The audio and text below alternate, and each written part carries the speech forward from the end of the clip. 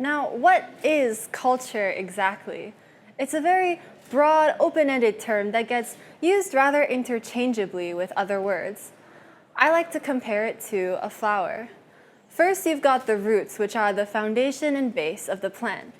Those roots are branched out in many different directions with different structures and have different little building blocks, the cells, but they all sort of diverge from the same point and merge to form the stem. Now, the traditions flowing through these little xylem tubes are technically individualistic to each root, and yet they all have something in common. They are an identity. And this unique identity travels up the stem, intertwining with other tubes, and blooms into something much more, something that's special to us.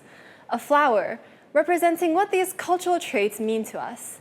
It's beautiful, isn't it? But now my question is, how did I and how can you realize what culture really has to offer to us and our generation?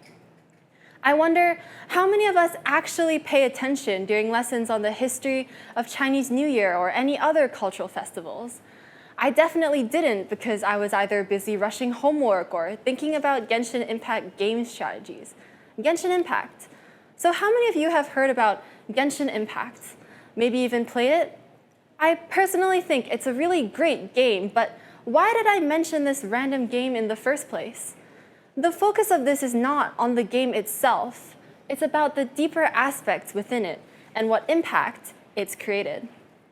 I'm American-born Chinese and lived in America for 6 years before moving to Hong Kong for another 3 years, where I went to an international school. So naturally, I never really had the opportunity to connect with my actual ethnicity. In fact, I hated being Chinese. I hated it so much that I refused to speak it to my parents and wished that I could be one of those blonde-haired, blue-eyed white girls because that was all I saw, that was all I knew about the society around me. I wanted to fit into a community that wasn't truly me. But now that I'm studying in Singapore and actively taking Chinese as a subject, I'm sort of forced to stop ignoring the language and even the culture tied to it. Until recently, I never paid much attention to culture or heritage.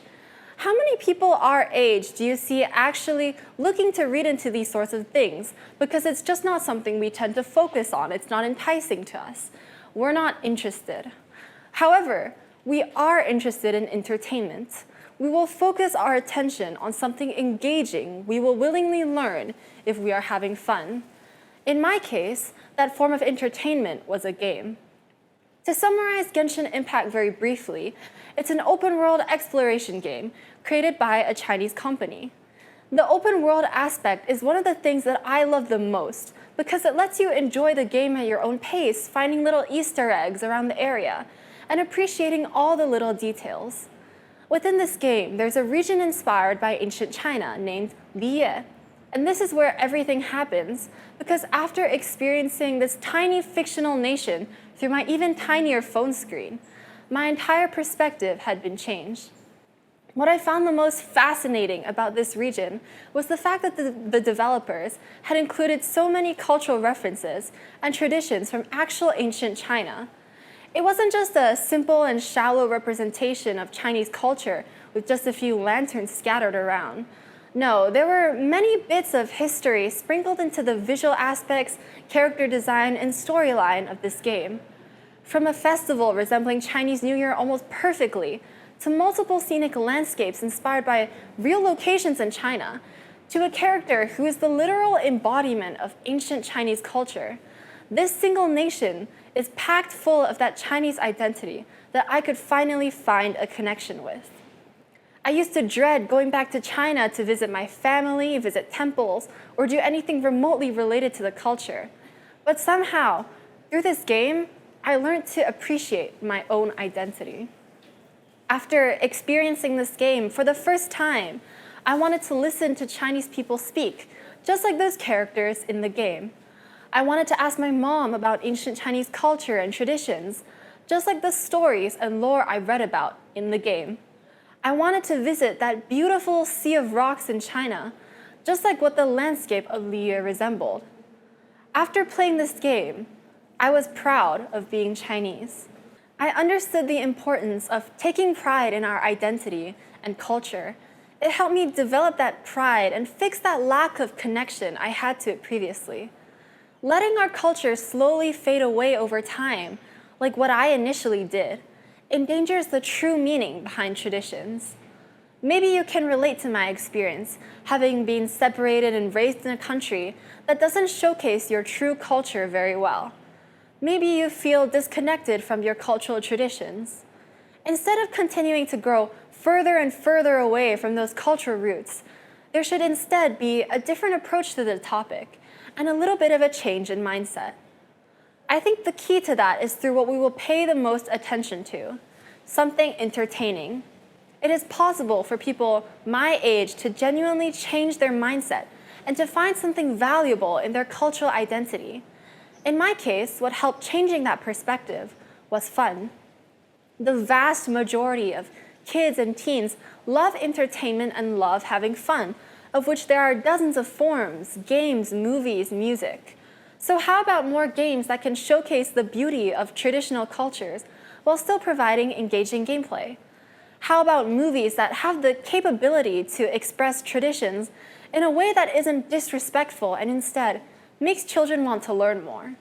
This isn't to say that we should all start spending time on gaming or watching movies instead of studying.